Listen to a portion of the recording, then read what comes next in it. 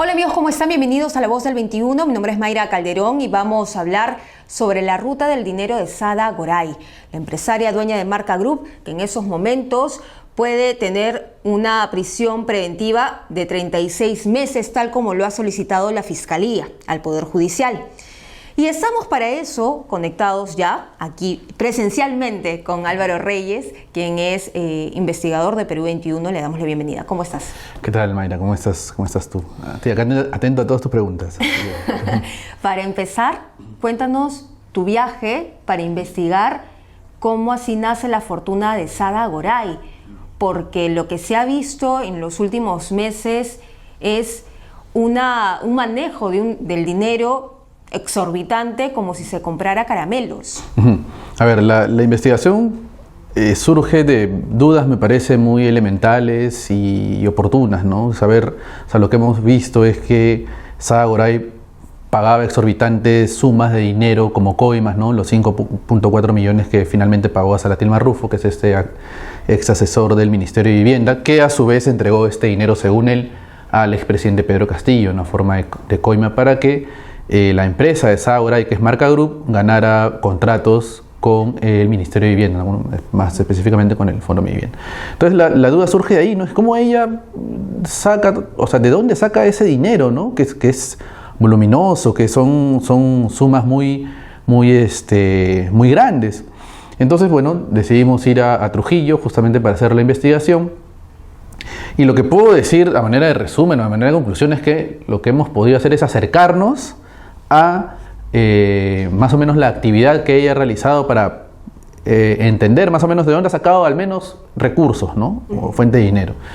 Y es justamente esta empresa llamada Las Alpacas de Trujillo, que es una empresa dedicada a la actividad minera, ¿no? Que ella constituye junto con su mamá y su hermano para formalizar en todo caso el negocio que les había dejado el papá de Sada Goray, que es Mario Goray, ¿no? Y lo que encontramos fue que, y además porque conversamos con una fuente que participó de las operaciones, ¿no?, comerciales que tenía esta empresa, es que ellos llegan a tener una venta considerable, vamos a ponerlo así, de predios mineros, ¿no? Que ascendió a más o menos 12 millones de dólares, ¿no? Y la cuestión es que este monto se reparte entre 14 personas que eran los titulares de estos predios, ¿no? Y que ya voy a pasar a explicar más o menos cómo es, pero a manera de resumen. Y de ahí tienen, cada uno de ellos recibe un poco menos de $1 millón de dólares, de acuerdo a la fuente, ¿no? Como ganancia, ¿no? por la venta de estos terrenos, ¿no? Que son usados y según la fuente además que son vendidos a la minera Marsa, que justamente tiene predios ahí en Patás, ¿no? Que es en la Sierra de la Libertad, ¿no? Entonces eso en resumen es más o menos para explicar qué actividad previa a Marca Group tenía Sada Goray, como para decir de dónde ha sacado el dinero, primero para tener esta empresa, ¿no? Que no solamente estaba en Trujillo, sino hemos visto en Lima, también en Tarapoto, y que planeaba expandirse a otras regiones del país. Y estamos hablando de qué tipo de terrenos, terrenos en hectáreas voluminosas, estamos hablando, y qué tipo de actividad se realizaba en esos terrenos. Sí, a ver, mira, Patás es muy conocida hasta ahora por ser uno de los focos de la minería ilegal, ¿no? en todo el país. Y esto en realidad no es una práctica que sea reciente, ¿no? De hecho, eso ha sucedido ya en el transcurso de largos años, de décadas.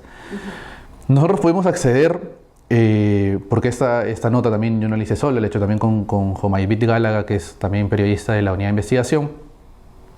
Accedimos a registros de la SUNAR bien antiguos, ¿no? Bien antiguos, por ejemplo del año 84, ¿no? En donde queda ahí establecido cómo Mario Goray, que es el papá de Sada Goray, se convierte en titular, ¿no? De un predio llamado Pacha, que está justamente en Parcoy, que es un distrito en Patás, que es la sierra de la región La Libertad, ¿no?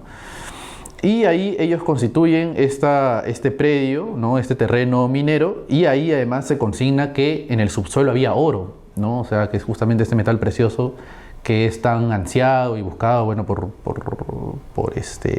gente justamente, o por las mismas mineras, ¿no? Para usarlo ya en sus distintas actividades, ¿no? Para la venta posterior, ¿no?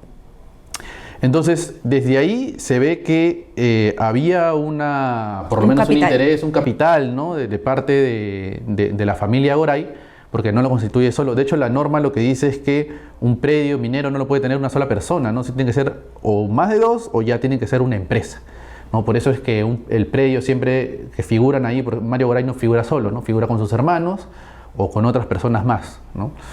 Entonces, de ahí es que arranca más o menos el emprendimiento del papá, que bueno, ya a lo largo de los años, una vez que él fallece en el año 90, cuando Sada Goray tenía 11 años, ahí es cuando arranca ya este negocio que bueno, que ya la familia, los herederos saben aprovechar aparentemente bien, ¿no? Por lo que vemos, ya en el futuro, ¿no? Hasta ahora. Cuando se hace la transacción, ¿qué es lo que te dice la fuente? ¿Cuánto recibió Sada Goray? ¿Te precisó la cantidad de cuánto recibieron ella y sus hermanos por esta transacción en esta empresa Alpaca? Sí, a ver, o sea, ¿por qué se constituye Alpaca? Alpaca se constituye en 2012. Como te decía, un predio lo tiene que manejar, un predio minero, ¿no? A eso voy, que se le dice denuncio minero, ¿no? No lo puede manejar una persona, ¿no? Por ley tienen que ser o dos o si no una empresa. Entonces, como estos denuncios estaban a nombre de más personas y además se tenía que incluir a los herederos de Mario Goray, es que deciden constituir las Alpacas de Trujillo ya como una empresa formal, ¿no? Eso sucede en 2012. Entonces, lo que viene a continuación es la venta de estos predios a esta minera Marsa. Y si uno revisa además el mapa que ya está, que lo tiene Ingemet de ese lugar, se ve que los 4 predios, ¿no? que le pertenecía a Mario Goray y al resto de sus socios, están rodeados todos de denuncios que le pertenecen a Marsa, que le pertenecen a esta empresa minera. Entonces, lo que no dice la fuente, e insisto, la fuente además es de primera mano, ¿no? Porque participa en esta operación comercial, es que Marsa lo que quería era comprar esos terrenos para 2 cosas, ¿no? Primero, porque bueno, le convenía obviamente para extraer completo. Exactamente, y al mismo tiempo tener un poco más de contundencia para hacer frente a la minería ilegal, porque los mineros ilegales no creen en nadie, ¿no? Ellos invaden tus terrenos, o quieren aprovechar que esto no está a nombre de nadie y se meten, ¿no? Entonces, según la fuente dice que es una manera en la que Marsa dijo, no, esto es o sea, lo compro también para después no tener problemas con los mineros ilegales o tener por lo menos en papeles que esto también le pertenece a ellos, ¿no? Y lo que menciona la fuente es que cada uno de los titulares, que como te digo eran entre 12 y 14, recibe poco menos de $1 millón, ¿no? por la venta. Entonces ahora recibe un poco menos de $1 millón, igual que su hermano Teisuke y Violeta Chong, ¿no? que es la madre finalmente. Sí, podemos partir de que en esos terrenos que estaban, claro, les pertenecía a la familia Goray, los hermanos, se practicaba esta actividad ilegal como la minería ilegal. ¿Podría ser una posibilidad pensar que quizá el dinero de Sada Goray provino de allí? Es algo que es algo posible, ¿no? Porque, en todo caso, ¿qué se hizo con esos denuncios entre 1990 que fallece Mario Goray, el papá de Sada, y el 2012 que se constituye las Alpacas de Trujillo, que lo dejaron ahí nomás y nadie más aprovechó? La minería ilegal viene de hace tiempo, ¿no? Hace años, e incluso en toda esa época mineros informales deben haber llegado a la zona y empezaron a extraer de manera ilegal este mineral. Entonces, no creo que en todo ese tiempo la familia Goray se haya quedado de brazos cruzados y recién en 2012 dijeron, mira, ¿no? Vamos a tomar en serio esto, ¿no? Entonces sí, es una posibilidad que en todo caso debería investigarlo la Fiscalía, ¿no? Porque me parece que sí es una duda válida, ¿no? Preguntarse de dónde sacó Sada Goray los recursos con los que finalmente crea Marca Group, ¿no? Claro, porque finalmente después de eso, ella cuando empieza a tener notoriedad, cuando adquiere acciones en el Country Club, de Trujillo. A ver, sí. A ver, yo también me acerqué al Country Club de Trujillo, fueron bastante herméticos, pero me dieron algo de información, ¿no? A ver, lo primero que me dijeron es que Sada Goray es la socia, no el ex esposo, que es Luis Mesones, y es socia desde el año 2006. Para ser socio en el Country Club, se tiene que pagar un derecho de admisión, ¿no? que es de 70.000 soles y se paga al contado y se tiene que pagar además inmediatamente, ¿no? Eso es lo que me dijeron. Entonces no es poca cosa ser miembro de ese exclusivo club, ¿no? ¿De dónde sacó Sada Goray eso en 2006? Vaya uno a saber. En todo caso, lo que se ha visto también es que ella, por ejemplo, en el año 2010 compra la casa en el Golf de Trujillo, ¿no? Una casa en la que yo también estuve presente y de hecho mostramos las fotos en esta edición del domingo. Es una casa inmensa, pues, ¿no? Una casa inmensa que en el año 2010, y para aceptar que es provincia, ¿no? Que es ahí en Trujillo, y le cuesta 375.000 soles, ¿no? Que de repente para el tamaño de la casa en Lima eso podría costar mucho más, ¿no? Pero vamos a ver, provincia, ¿no? En el año 2010 podría suceder, ¿no? Y luego está también el terreno que ella compra en el año 2018, lo compra a un poco más de $2 millones, y es un terreno que queda en Moche, es justamente también en una provincia de Trujillo, y es un terreno extenso, ¿no? Muy extenso, ahí, por ejemplo, me pasó una curiosidad, ¿no? Yo cuando llego ahí, al costado de ese terreno se están también levantando otros proyectos inmobiliarios. Y había justo una persona, ¿no? de este proyecto y yo le pregunté, ¿y este lugar a quién le pertenece? ¿No? Para saber si de repente sabía que era Sada Goray, y decía, no, esto le pertenece al Colegio de Ingenieros, ¿no? Sí, acá vienen la gente del Colegio de Ingenieros, que me parece raro, ¿no? Porque eso está en nombre de Sada Goray.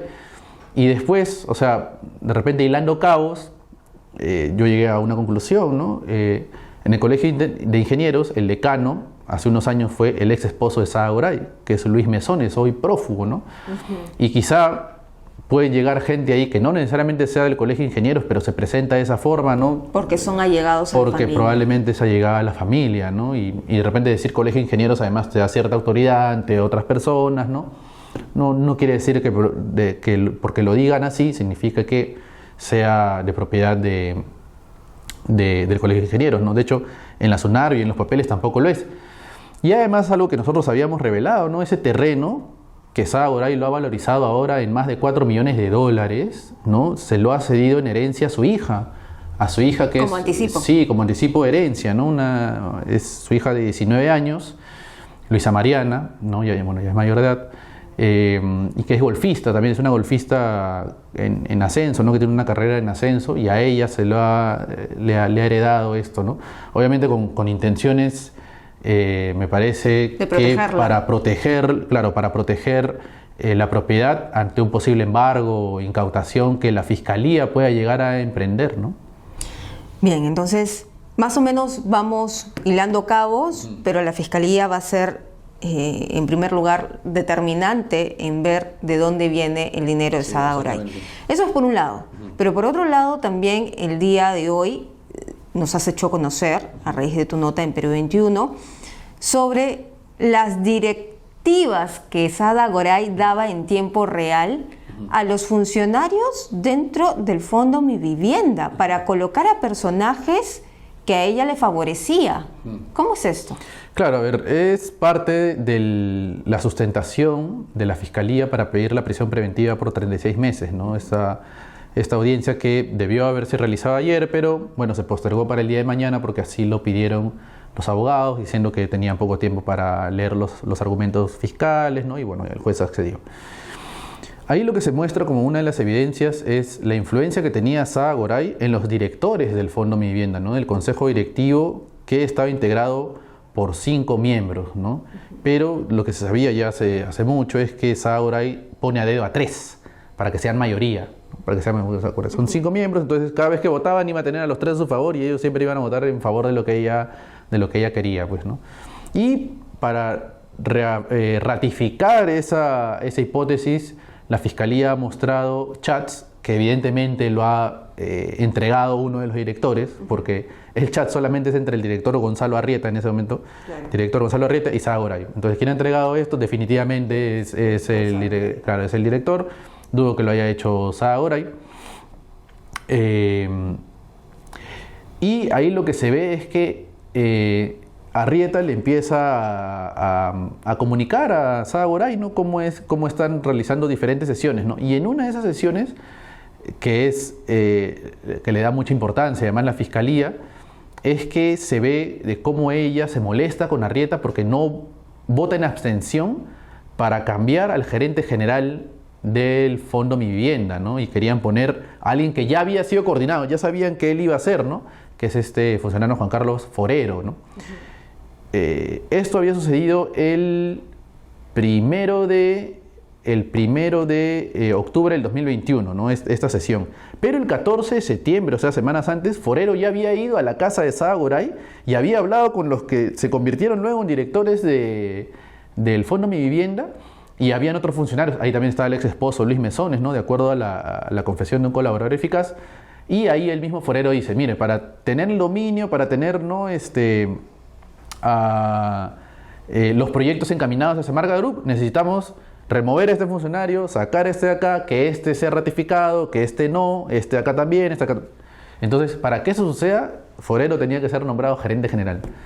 Entonces, semana después, justo se ve esto en la sesión de directorio del Fondo Mi Vivienda, y ahí es donde se propone el nombre de Forero, ¿no? Y Forero, además, lo curioso es que incluso los tres directores que habían sido puestos a dedo por Sada Goray simulan una conversación como diciendo, oye, es necesario cambiar al gerente general, ¿no? Por este motivo, ¿no? ¿Para qué simular? Para los otros dos miembros del directorio crean que todo está saliendo de manera espontánea, ¿no? Claro. Porque ellos no estaban dentro de la banda, de la organización de Sada Goray.